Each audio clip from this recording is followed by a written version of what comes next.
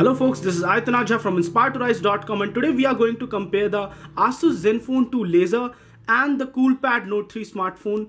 And both of these smartphones are really great, and both of these smartphones retail for a price of around 9,000 rupees. The ASUS Zenfone 2 Laser is around 9,200, 9,300 rupees online, and the Coolpad Note 3 smartphone is around the same price. When we compare both of these smartphones on a looks basis, the Coolpad Note 3 has a baby skin finish, while the ASUS Zenfone 2 Laser has a very nice matte finish on the back. And when you compare the overall camera performance, then we also had the camera samples and everything, and we found out that the Zenfone 2 Laser was much better smartphone in terms of camera quality when compared to the Coolpad Note 3. But when it came to the overall performance and everything inside the smartphone, we found out that the Coolpad Note 3 was a really better smartphone in terms of overall performance. And we will just show you a little bit of those tests and a little bit of those image samples that we have over here.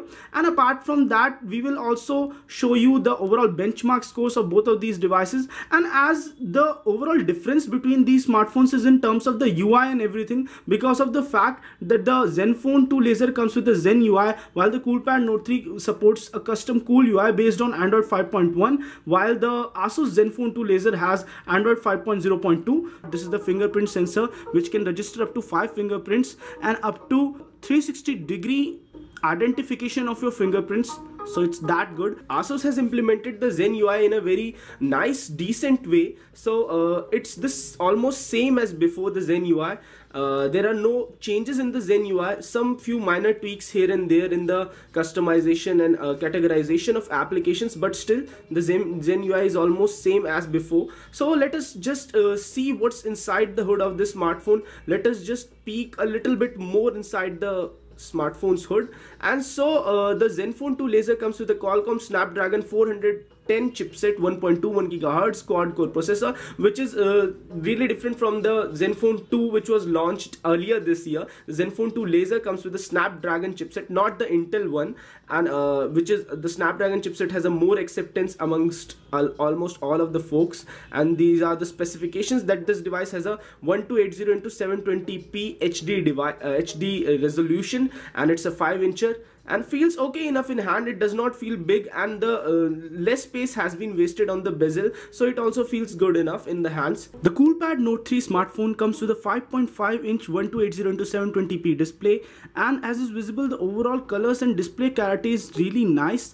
The smartphone comes with the newest version of Cool UI, which is based upon Android 5.1 Lollipop, and it really feels nice enough, though there is some bloatware pre-installed on this smartphone, but still it performs really good because of the fact that it's one of those few smartphones in the sub 10,000 region which have a 3GB RAM. It comes with a 3GB of RAM and an octa-core processor. So let us just look at it in more detail. It comes with the MediaTek MT6735 1.30 GHz octa-core processor, and a lot of overheating etc. issues have been kept in mind and have been resolved while designing the smartphone. It comes with a 5.5-inch 720p display, 3GB of RAM. Out of the overall storage available in the device, around 9.5 GB is available to the user, because it being a 16 GB device, not all of the space is available for the users. And apart from that, the device also has expandable storage options, so you can expand the storage to around 64 GB using a micro SD card, and it does not heat up that much as you might see on other devices.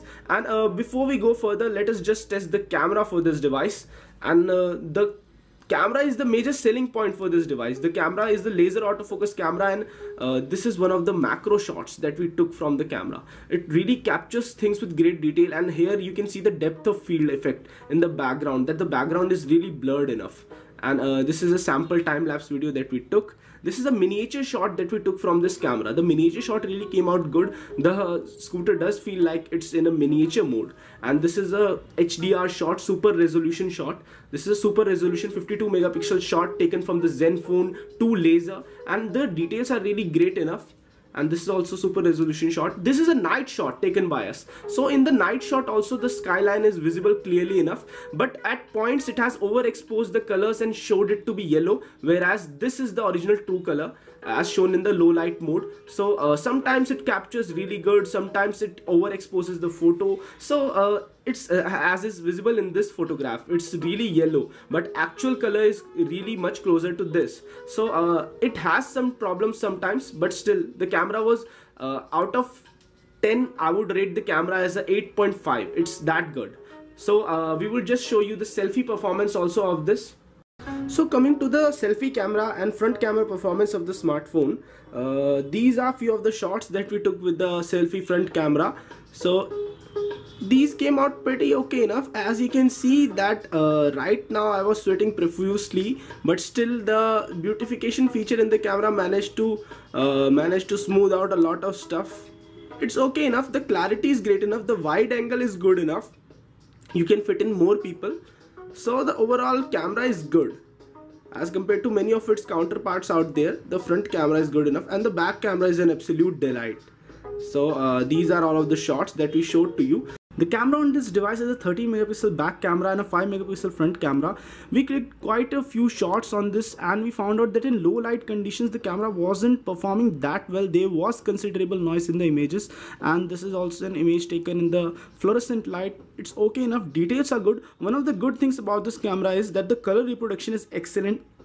This is a macro shot of a flower that we took. The colors are really close to life. The overall effect in the photograph feels really great, and it was able to focus on different objects also quickly, so the focus time is also good. Color reproduction on this phone is excellent, and when we took the selfie with beautification features turned on, it smoothened out many of the pimples and wrinkles that I may have on my skin. And it also has gesture shot feature where you just show a V-shaped symbol to the smartphone camera and it will take a shot, and so it's really nice. And apart from that, the HDR mode also came out with pretty good details, but still there was noise in those areas which are really dark. So that's one of the cons for this smartphone's camera. And this is a panorama shot that we took. It also came out pretty clear, and a really in-depth panorama shot without using a tripod, with only our hands. We got a really nice panorama shot with really good details. In extreme low light conditions, we found out that there was considerable noise and it was not able to get really nice images. So that's one of the bad things about this device.